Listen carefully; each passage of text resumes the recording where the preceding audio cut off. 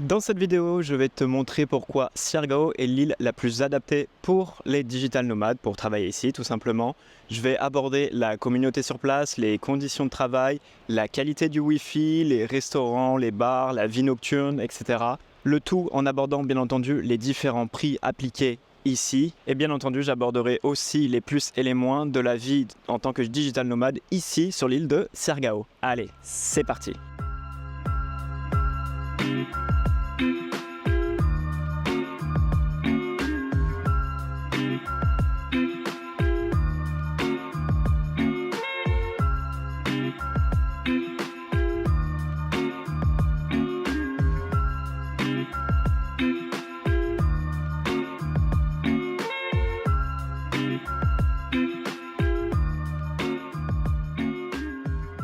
Si tu viens à Siargao, il y a fort à parier que tu habites à General Luna, c'est globalement là où tout le monde va. Déjà pour se déplacer, c'est relativement petit, donc c'est assez cool. Tu peux louer une moto, un scooter, peu importe. À titre personnel, j'ai loué une motocross, mais c'était juste parce que je kiffais ça. Mais un scooter, c'est très très bien, même si les routes sont un petit peu, comment dire, c'est un peu tout terrain parfois, mais c'est ok, ça reste largement acceptable de se déplacer en scooter et tout est à 2, 3, 4, 5 minutes en scooter de ton hôtel à chaque fois. Donc globalement, t'es jamais bien loin des endroits où tu dois sortir, des endroits où tu dois manger, des endroits où tu dois travailler. Et ça, c'est franchement cool parce que tu perds jamais de temps dans les transports. Il y a relativement peu de trafic ici à Siargao et surtout à General Luna. Donc honnêtement, là-dessus, gros point positif. Côté nourriture, j'ai pas été vraiment déçu non plus.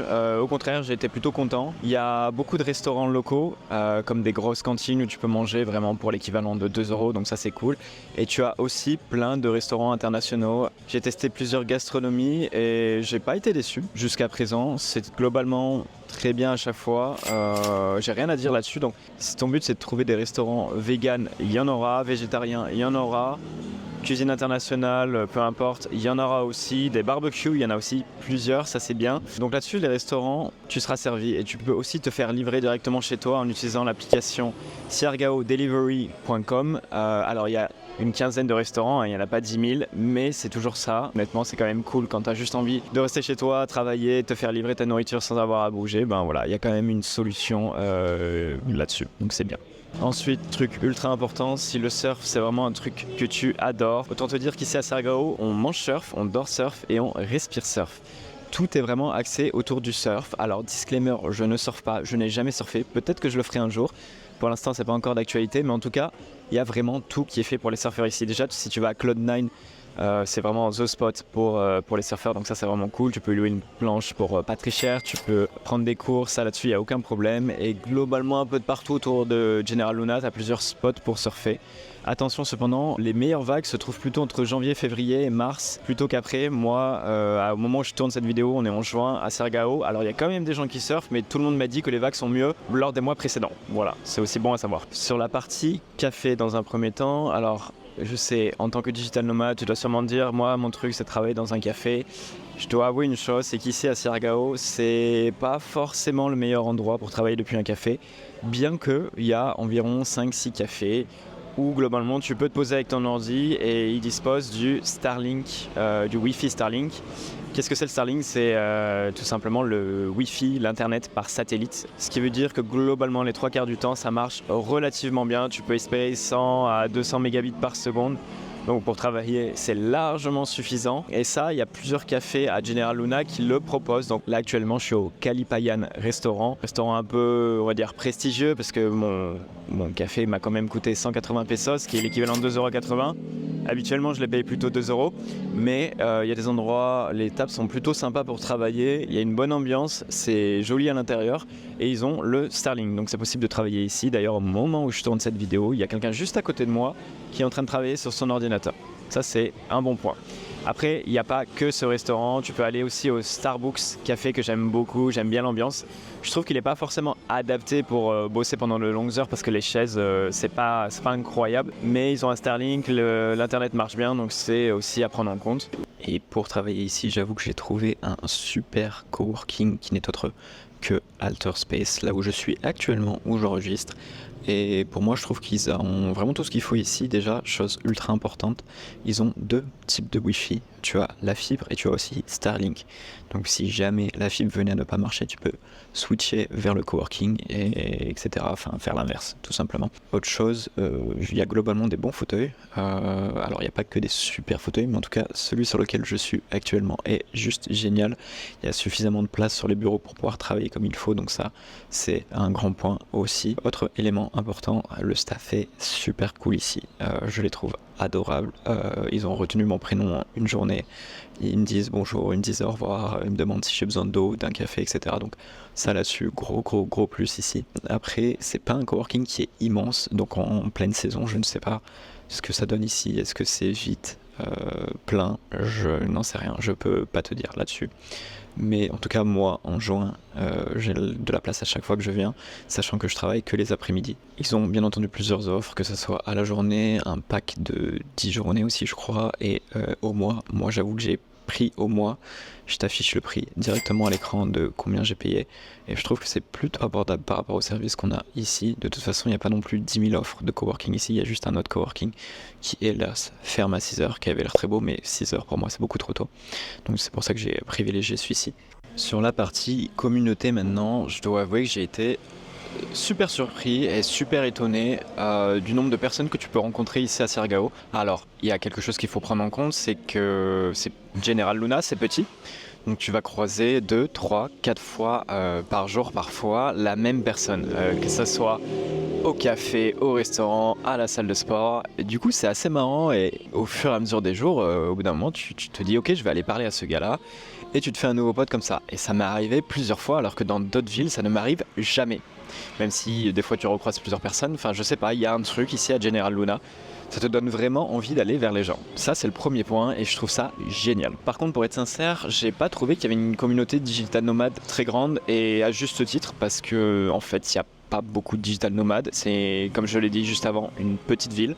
Donc pour l'instant ça se développe progressivement, il y a pas beaucoup, enfin il y a même quasiment pas, du moins j'en ai pas encore, j'ai pas encore participé à des after work ou autres créés par des coworking. J'ai croisé quelques personnes qui travaillent et voyagent en même temps, mais pas grand monde honnêtement.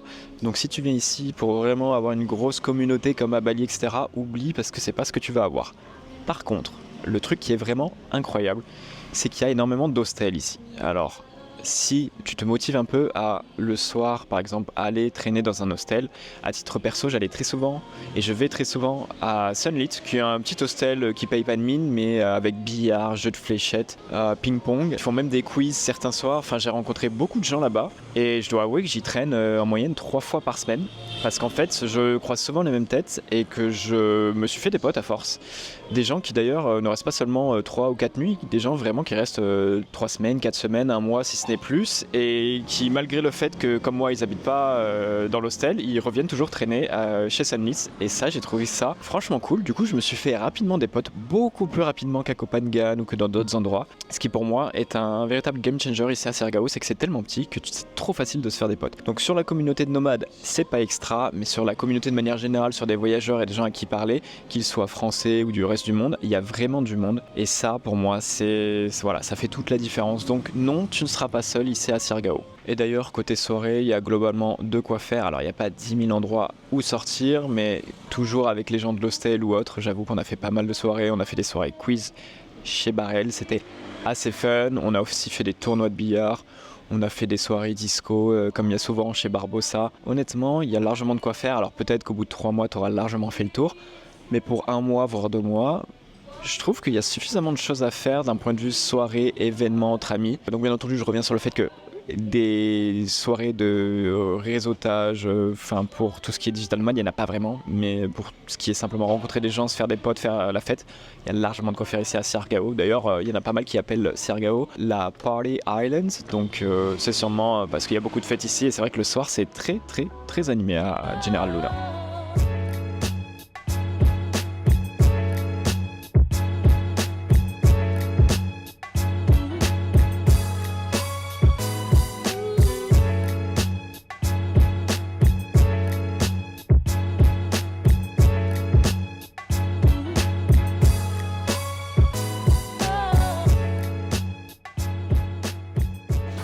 D'ailleurs, quand vous retirez de l'argent ici à Siargao, vous ne pouvez pas retirer plus de 10 000 pesos par retrait. Ça peut être un peu chiant, vous tapez des frais à chaque fois que vous souhaitez retirer. Et élément ultra important, je ne sais pas si on voit bien avec l'écran, peut-être pas. Les retraits, les machines de retrait vous demanderont toujours si vous souhaitez faire une conversion en euros. N'acceptez jamais ça. Faites toujours continuer sans conversion, car autrement, avec la conversion, vous allez perdre beaucoup d'argent. Et ça, à chaque fois que vous faites un retrait, ça peut vite monter à 20, 30, 40 euros. Donc faites super attention à ça, mettez toujours non. D'ailleurs, si vous cherchez un endroit pour faire des super courses, c'est juste derrière moi que ça se passe. Ça s'appelle Pure Gold et c'est on va dire le gros supermarché de General Luna. Alors c'est plus la General Luna, mais c'est juste ici que ça se passe. Et vous trouverez globalement, je vais pas dire tout parce que ce serait mentir, mais vous allez trouver quand même pas mal de trucs. Donc voilà. Mais il y a quand même 10-15 minutes de route à faire pour venir jusqu'ici. Voilà, faut le savoir. Bonjour. Nice. D'ailleurs, sur la partie salle de sport, l'offre elle est assez restreinte ici à Siargao. Pour info, moi j'allais du côté de chez Escapo Fitness, qui est un tout petit club de sport juste à côté de chez moi. Bon, il y a suffisamment de machines pour faire ce qu'il faut, mais pour autant, je trouve que c'est assez limité en termes de place. Il n'y a pas non plus une place incroyable. J'ai pas eu trop de mal à m'entraîner, mais en haute saison, je me demande ce que ça donne. Il y a également un autre club de CrossFit qui a l'air plus que sympa. Bon, je ne pratique pas le CrossFit, donc je suis juste allé voir, mais j'ai pas fait d'entraînement là-bas. Et il y a aussi un autre club de sport qui est plus axé yoga, cours de pilates, etc.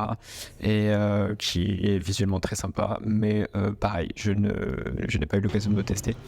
Sur la partie coût de la vie maintenant, je vais aborder ce sujet, je vais faire en sorte de ne pas non plus trop m'étaler sur ce sujet parce qu'il y aura une vidéo la semaine prochaine qui sortira et qui sera uniquement focus sur le coût de la vie. D'ailleurs c'est pour ça que je t'invite à t'abonner, liker cette vidéo, c'est ultra important, au moins tu sauras tout. Mais globalement tu peux t'en sortir pour entre 1000 et 1500 euros par mois ici à Siargao. Pourquoi ? Parce que déjà le logement c'est la plus grosse dépense que tu risques de faire et ça bien entendu ça dépend de tes attentes. Tu peux aussi bien aller dans un hostel, il y en a beaucoup ici, des relativement sympas, on va pas se mentir. Et les prix peuvent vraiment varier, tu peux t'en sortir à 300-400 euros le mois dans un hostel si ce n'est moins. Donc voilà, c'est ça fluctue beaucoup parce que les logements privés, chambre privée avec clim, enfin tout le confort qu'on connaît nous en tant qu'Européens, ça peut facilement grimper sur Airbnb à 800, 900 voire 1000 euros, si ce n'est même plus d'ailleurs. Et ça peut vite faire exploser le budget. Mais je dirais qu'en moyenne, on est entre 600 et 800 euros pour un logement sur un mois ici à Siargao en 2024. Ensuite, sur le coût de la vie de manière générale, tout ce qui est restaurant, etc., tu en as en principe pour 5 euros par plat dans un restaurant comme là où je suis actuellement, donc on va dire européanisé. A contrario, il y a pas mal de grandes cantines où tu peux aller pour manger et là, le plat te coûtera environ 2 euros, 2,50 euros, donc c'est tout de suite vachement plus abordable. Donc il y a plein de solutions pour manger pour pas cher et ça c'est vraiment cool. Et je te parle pas de juste manger une brochette ou un truc comme ça, non, je te parle d'une vraie assiette. Donc ça, pour le coup, gros pouce bleu sur Siargao, c'est vraiment top. La location de scooter, ça coûte environ entre 100 et 200 euros par mois. Ça dépend ce que tu loues, ça dépend de la puissance. J'ai loué une moto, j'ai réussi à négocier et d'avoir un prix environ autour de 180 euros pour le mois, qui est honnête, je trouve, pour la moto que j'ai. Mais c'est pas forcément le pays dans lequel c'est le moins cher. En Thaïlande c'était un poil moins cher et il me semble aussi qu'à Bali c'est un poil moins cher, de ce qu'on m'a dit du moins. Mais voilà, j'ai pas envie de trop de m'étaler sur cette partie là parce qu'il y aura une vidéo qui sera 100% dédiée sur la budgétisation de ton séjour ici à Siargao, donc voilà, j'irai pas plus loin. Ensuite il y a quand même un gros bémol ici à Siargao qu'il est ultra important de mentionner. Siargao, faut savoir que au niveau de l'électricité c'est très compliqué. C'est-à-dire qu'ils tirent leur électricité depuis d'autres îles qui sont elles-mêmes beaucoup plus loin. Tu l'as peut-être lu sur internet. En fait, ce qui se passe, c'est que des fois, pendant 1 heure, tu n'as plus d'électricité dans la ville. Littéralement. Donc ce qui se passe, en fait, c'est que la plupart des gros restaurants coworking ont des générateurs qui marchent au pétrole, à l'essence du coup. Donc en fait, quand il n'y a plus d'électricité, le générateur prend le relais, vous avez quand même internet, des lumières, etc. Ça saute, mais c'est ok. Sauf que dans quand même la grande majorité des lieux, donc certains restaurants, mon logement à titre perso par exemple, il n'y a pas de générateur. Ce qui veut dire que des fois, il peut y avoir une coupure de courant pendant 20 minutes, 30 minutes, mais aussi pendant 2 heures, 3 heures. Ça m'est arrivé. Ça m'est arrivé un dimanche de ne pas avoir d'électricité pendant 5-6 heures. Ce qui veut dire que quand vous n'avez pas d'électricité, vous n'avez pas d'eau non plus, parce que le système de pompage de l'eau ne fonctionne pas.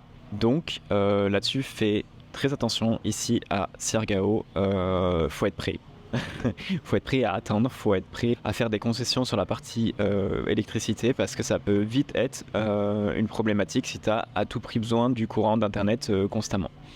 Bon, je tiens quand même à relativiser là-dessus, ça m'est arrivé quelques fois, mais depuis ces 2 dernières semaines, et d'ailleurs je touche du bois, il n'y a quasiment pas eu de coupure. Il y en a eu quelques-unes le soir, genre le vendredi soir, parce que je pense que tout le monde tire sur l'électricité pour faire la fête, mais globalement c'est tout. Voilà, j'ai à peu près fait le tour de tout ce que je voulais indiquer pour ton futur séjour à Siargao en tant que digital nomade. Je voulais aussi du coup profiter pour peser le pour et le contre de ce que représente Siargao pour moi. Bien entendu, ça c'est amplement subjectif, c'est-à-dire que c'est propre à chacun selon les expériences, etc. Mais je vais être 100% honnête là-dessus. Je dirais qu'au niveau des plus, il y a la partie service, c'est globalement pas cher d'aller chez le coiffeur ou autre.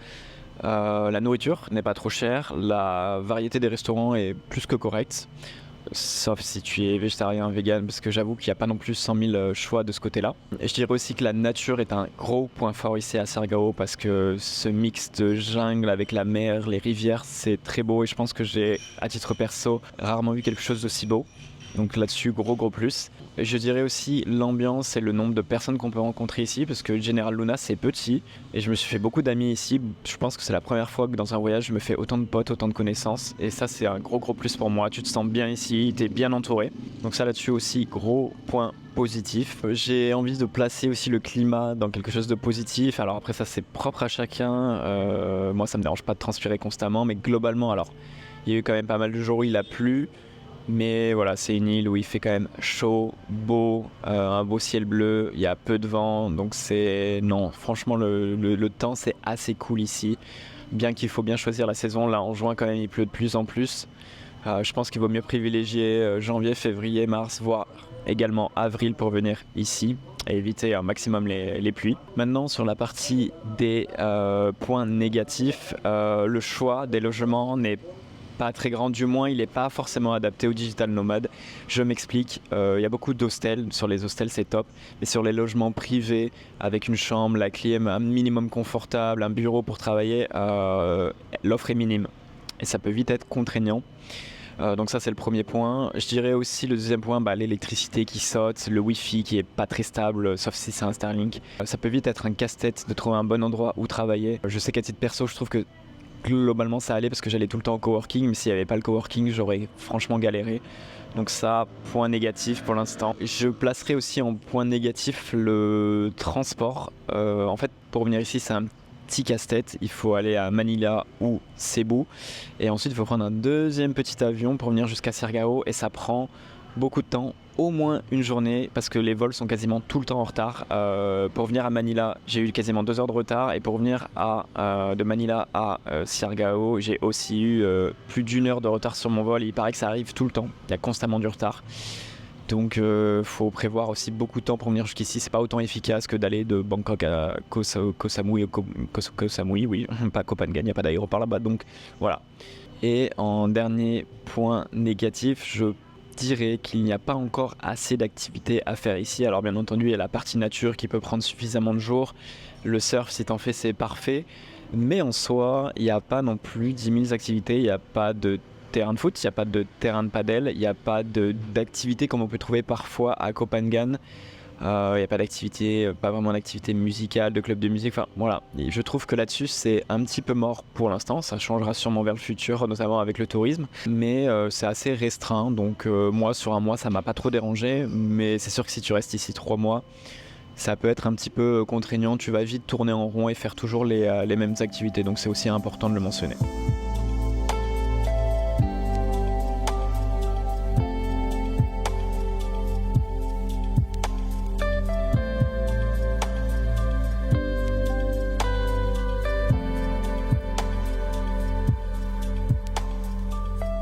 Voilà, c'est la fin du coup de cette vidéo guide digital nomade à Siargao.